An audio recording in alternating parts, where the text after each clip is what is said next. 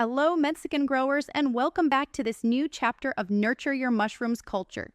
In this class, you will learn different techniques, such as spores to agar, clone to agar, and agar to agar.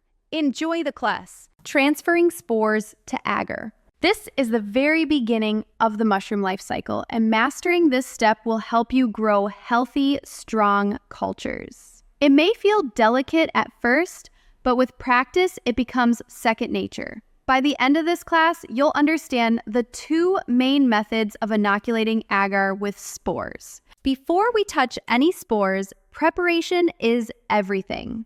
You'll need gloves, a face mask, 70% alcohol spray, a sterilized agar plate, and a flame source, such as a torch. For tools, you can use an inoculation loop or a sterilized scalpel. And of course, your spore print, the star of the show. Finally, parafilm or masking tape to seal the dish once inoculated. Now, let's begin with the spore print method. Hold the spore print gently with your non-dominant hand. Use your sterilized inoculation loop to scrape just a few spores from the surface. Lift the lid of your agar dish slightly, keeping it tilted, not fully open. Then, streak the spores across the agar in a zigzag pattern. Close the dish quickly to avoid contamination. Seal it with parafilm or masking tape, label it with the date and strain, and place it in incubation. This method feels almost like painting. You're spreading tiny dots of life across a blank canvas. Spore syringe to agar. The second method uses a spore syringe. Once again, make sure your agar dish and workspace are prepared. Flame sterilize the needle of your syringe and spray it lightly with alcohol.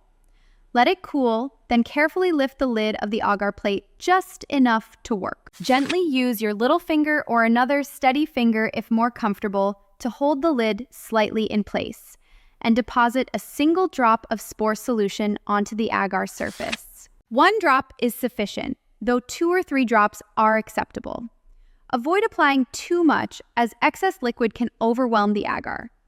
Once done, seal and label the dish, then place it into incubation with the others. And now comes the hardest part, patience. Your spores will take time to germinate and begin spreading mycelium. Check them regularly, but don't rush. Good growth is slow and steady. If you make mistakes, that's completely normal. Every cultivator learns through trial and error. Keep practicing, stay curious, and don't forget, each plate is a new chance to grow. Thank you for joining me today, and I'll see you in the next lesson. Welcome back, cultivators!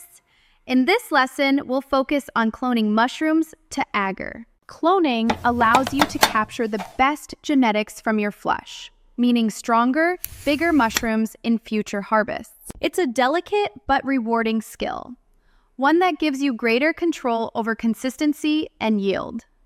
By the end of this class, you'll feel confident performing a clean clone transfer. Here's what you'll need: a fresh mushroom, the fatter the better, 70% alcohol and hydrogen peroxide spray, a sterilized scalpel, aluminum foil, petri dishes, parafilm, and masking tape with a marker for labeling. Work inside a still air box for the cleanest environment.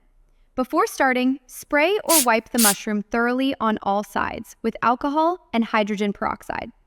Flame sterilize your scalpel and let it cool, resting it on sterile aluminum foil inside the box. The core of the mushroom is pure, untouched by the outside world. This is where the strongest, cleanest tissue lies, perfect for cloning. Rather than slicing straight into the mushroom, gently rip it open with both hands to expose the inner tissue. This method keeps the interior sterile and ready for sampling. Think of it as opening a book to the cleanest page that no one else has read yet. Once the mushroom is open, use your scalpel to cut a small piece of tissue from the core. Common choices are near the cap or just above the stem. Be precise and avoid touching exposed surfaces.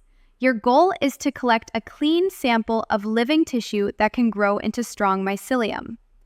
Keep your scalpel steady and always inside the sterile zone. With your non-dominant hand, gently lift the petri dish lid just enough to work.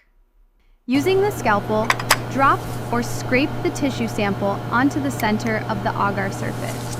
Take care not to damage the agar while placing the tissue. Close the dish quickly and securely to prevent contamination. Seal it with parafilm and label it with the date and mushroom variety. Repeat this process until all your Petri dishes are filled.